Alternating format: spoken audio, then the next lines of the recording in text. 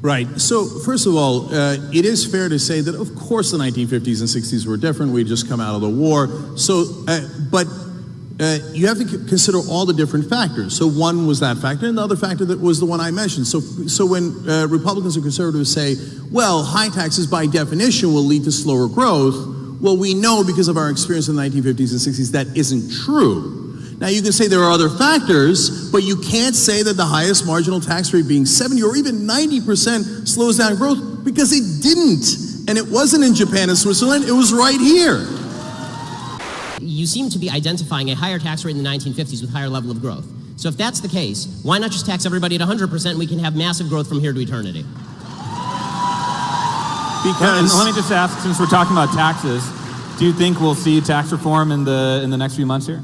Okay, so let me try to address all that in your question as well. So just real quick, look guys, I said it however many questions ago, of course you have to find the right balance on all of these issues, including taxes. So I never said there's no end to how much you can I'm just asking pay. why, though. Yeah, so this leads to, no wait a minute, this leads to big government versus small government. You're asking me what the ideal tax rate is, and then you did a straw man there for a second and said it should be 100%. I never said that. No. In fact, I said... No, you said the economy... Let me understand what you said the economy grew faster when the top marginal tax rate was 91%. So I'm asking you, why shouldn't the top tax rate or all tax rates be 91%? You seem to be identifying a higher rate of growth with higher taxation. So I'm asking you, on principle, you keep talking about the glories of a mixed economy. So now tell me about the glories of capital. I've heard about the glories of high tax rates. I've heard about the glories of government-provided health care. Now tell me some of the glories of actual capitalism, which is the basis for all the things you're talking. Tell me why it's good. Right. So now, look, I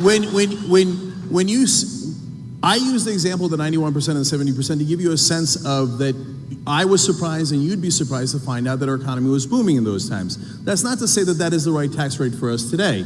And so the exercise of finding the right tax rate is, guys, try to follow along, okay? It's called logic.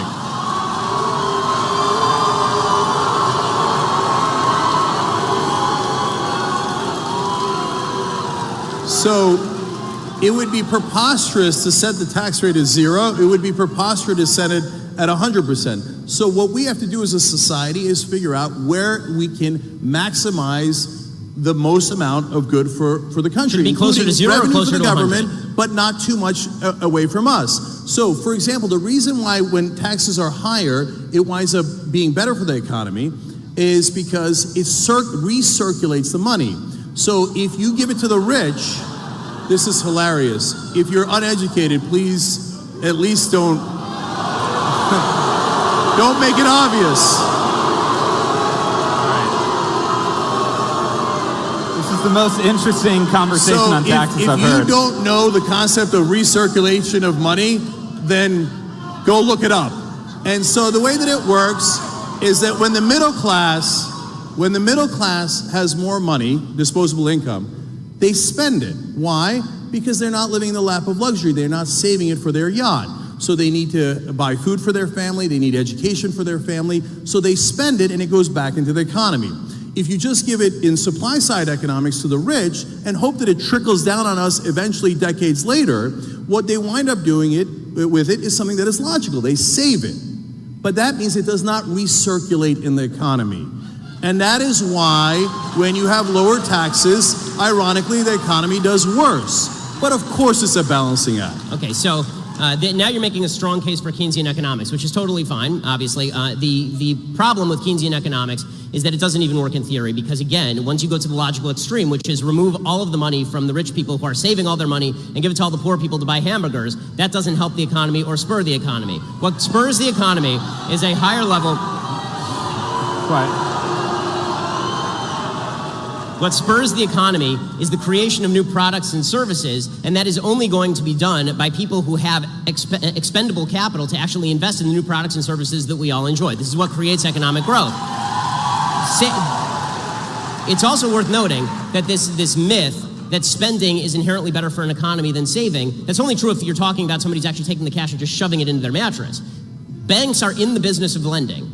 when they take the money in, they don't just stick it in Al Gore's fake lockbox. They actually lend the money back out to people to actually create new businesses and new products. You had an investor, right? When you started TYT, you were given $4 million by Buddy Roemer to start TYT. That's great. That's the way business should work, right? But that money it didn't come from a bunch of poor people buying hamburgers. It came from a very, very wealthy guy who gave you money to create a business a lot of people want to patronize. If you want better products and better services, you need more investment in the products and services. The basic name, trickle-down economics.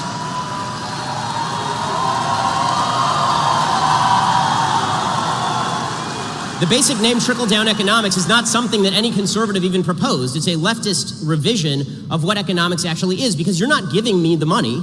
It was my money in the first place, created through voluntary transactions that I had with others. I've not stolen money from anyone, neither have you. And the idea that money has to be forcibly taken from you and handed to somebody at the bottom end of the economic spectrum to somehow jog the economy, that may jog McDonald's, but is not going to jog all of the creation of the products and services that make all of our lives much better today than they were 30 years ago in terms of the stuff we have access to.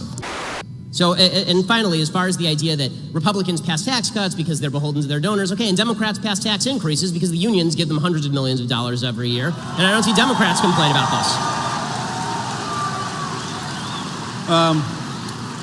this. So, you got me there. The unions give money to the Democrats. So, am I Are you angry about that? I mean, does it upset you as much as, bankers giving money to Republicans? No. The corporations give way more than the unions. So it depends which corporations. That's not really true. Look it up.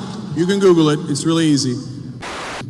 But let's not forget that Republicans do the same and worse. Who was the one who came up with the Southern strategy? That was the Republican Party. And the Southern strategy was, let's go get racist white voters in the South. That's a fact. So, once again, it's this wonderful capitalist invention called Google. Google it. So, two Republican chairmen have said, yes, we did do that strategy, and we apologize. So that's a fact. They're the ones who invented identity politics.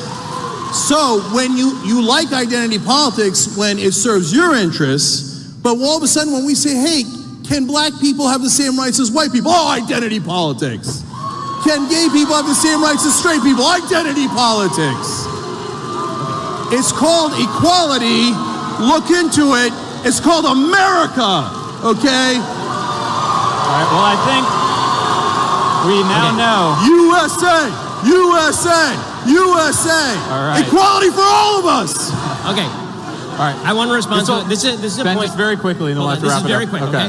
Very quick. Okay, I want to respond to a point. This is a point that Cenk made last year in his debate with Dinesh repeatedly for about an hour. Was the Southern strategy with regard to the Republicans. Okay, I'd like to point out the idea that the entire South solidly moved into the Republican category because of the Civil Rights Act is historically false and has been debunked multiple times by people ranging from Sean Trent at Real Clear Politics to professors at the University of Pennsylvania. And there's a bunch of ways to debunk it, including the fact that the Congress did not switch Republican in the South until 1994.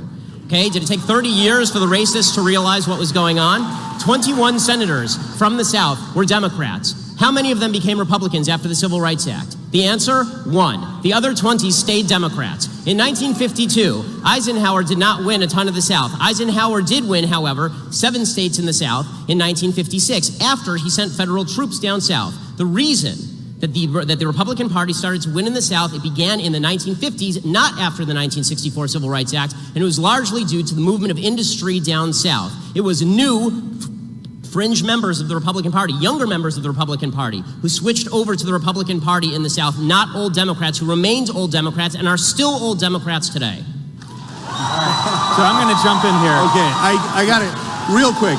You're right. Very quick. By the way, final note, Jimmy word. Carter launched his 1980 campaign at the headquarters, that town in Alabama that was the headquarters for the KKK. So to pretend that it was only Republicans playing the bad and evil race strategy is just a lie. All right. Okay. Last word. So that was him responding to his own thing. Okay. So, real quick, because you're right, we had a whole almost an hour-long debate on the Southern strategy. You guys always cherry pick certain windows of time. In this very narrow window of time, this people change to that. I just went from 1952 to 1994. Hold on. if you're so right, why did two heads of the RNC come out and say, yes, we did the Southern strategy, and we apologize? Why did Pat Buchanan say to me on MSNBC, yes, we did the Southern strategy, yes, we got whites to vote for us in the South, and we had a good run, okay? It wasn't me saying it, was Republican leaders and Buchanan who did it at the Nixon campaign, admitting that that was exactly the strategy. And there were some members of the Republican Strategy Council who were doing evil things. That doesn't mean all the people who voted for the Republicans were voting for them because of those things. And to impute that motive to tens of millions of people down south is to ignore not only every public opinion poll done, but also to fail to recognize history.